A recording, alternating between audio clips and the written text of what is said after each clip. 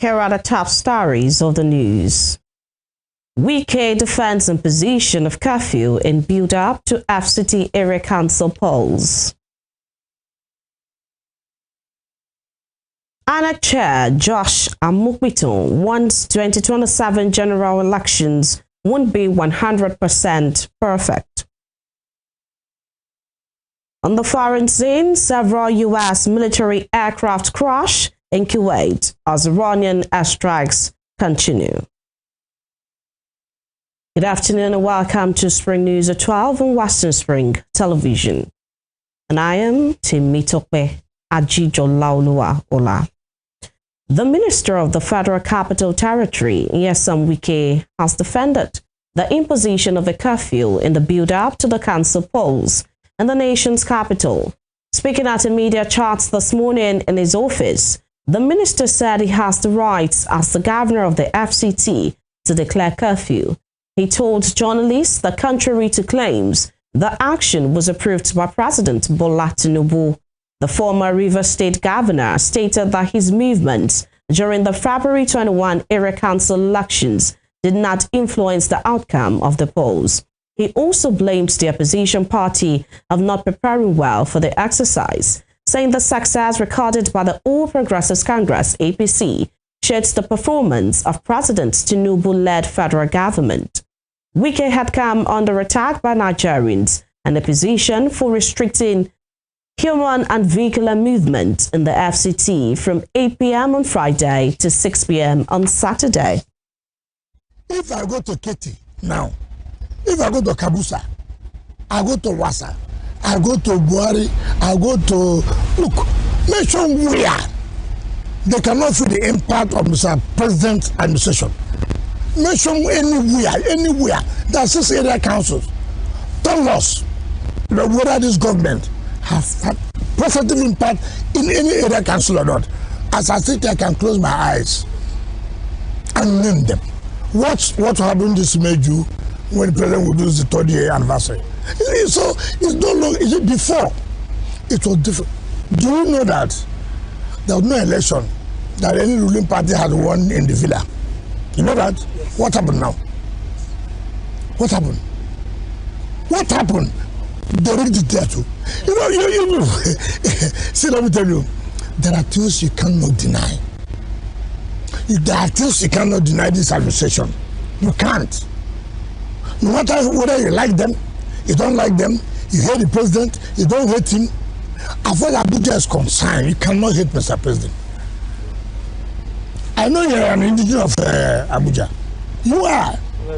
Can you, in your own way, tell Nigerians the truth? Political economist and member of the African Democratic Congress, ADC, Professor Pat Utomi, has criticized members of the National Assembly over their role in the amendment of the Electoral Act. Last month, the National Assembly passed the electoral bill after an extended period of deliberations. President Bola Tinubu subsequently signed the bill into law. However, opposition parties have rejected the new legislation and are calling for an immediate review by the lawmakers. Speaking this morning, Utomi accused federal lawmakers of pursuing self-interest politics aimed at retaining power. He warns that such actions could erode the legitimacy of the legislature and plunge the country into anarchy. The political economist also expressed concern over what he described as political games between the presidency and the Senate, warning that such actions could steer Nigeria in the wrong direction. He further called for the return of the law to the National Assembly for reconsideration. In the meantime, the chairman of the Independent National Electoral Commission, Professor Josh Amukbiton, has assured Nigerians that the commission has the capacity to electronically transmit election results in 2027, but cautions that it may not be able to guarantee a 100% perfect election. Amukbiton spoke on Sunday at the Citizens Town Hall program, aired live on major television networks, and tagged Electoral Act 2026, what it means for your votes on the 2027 elections. Amukbiton appealed to Nigerians to manage expectations saying the commission would strive for excellence but could not promise perfection. The INEC chairman described elections as central to democratic governance, emphasizing the importance of voter education and institutional transparency. Amokpito noted that INEC was actively involved in the process that produced the Electoral Act 2026, which is said began 3 years ago through a joint committee comprising members of the National Assembly, civil society, and the Commission. On the contentious issue of electronic transmission of results, a subject that dominated debates after the 2023 general elections, Amokpito disclosed that the Commission pushed for mandatory transmission during legislative deliberations. Purely human, which we are trying to address. And let me just appeal to Nigerians, because I have noticed now that what Nigerians desire is a perfect election. And INEC will strive as much as possible to give this country the best election. However, we may not be able to achieve 100% perfect election for now. But as far as electronic transmission of results is concerned, I said it before City Area Council that we have the capacity to transmit the results, and that we're going to transmit the results. The only concern was real time. What is real time? For instance, if you use your app to make a transfer from your account, even in Abuja town, you are transferring 50,000 to Mr. B, and from your app, the amount has gone. But the person may not receive the alert until another 30 minutes, another hour, or even in the evening. So those are some of the things. And when you say it is real time, as soon as it is done, it must be received. So result management and logistics are two basic issues that from our own end, we are trying to see how best we are able to manage it very well, so as to enhance the transparency and credibility of the system. The lawmaker representing Anambra Central in the Senate, Senator Victor Ume, has said the INEC results voting portal, IREV, will help Nigeria address electoral malpractices. Senator Ume stated Sunday during the town hall, noting that the IREV portal will be a checkmate to election rigging. Speaking on the real-time transmission of results, the former national chairman of the All Progressives Grant Alliance, APGA, said the wording of the 2026 Electoral Act kills the essence of making transmission of election results mandatory. The thing is that if you don't do that, or you give a discretion as to whether to transmit the results immediately upon establishing it, is that when you say provided that there is communication to effect it, you have killed the essence of making it mandatory, because somebody can now claim lack of network to delay uploading the results forever. And there's no way you can compare him to say you had service. There's nobody that will monitor your telephone on that day to know whether you had the network to upload the results. So that is why the proviso has put a K-leg to the intended efficiency of the system. So once you secure the polling booth results, every process, ward level, when you collect at the ward, you transmit to the local government level. At the local government level, you collect again and transmit to the constituency level. But all of them must be in agreement with what has been uploaded to the IREF portal. That is the monitor.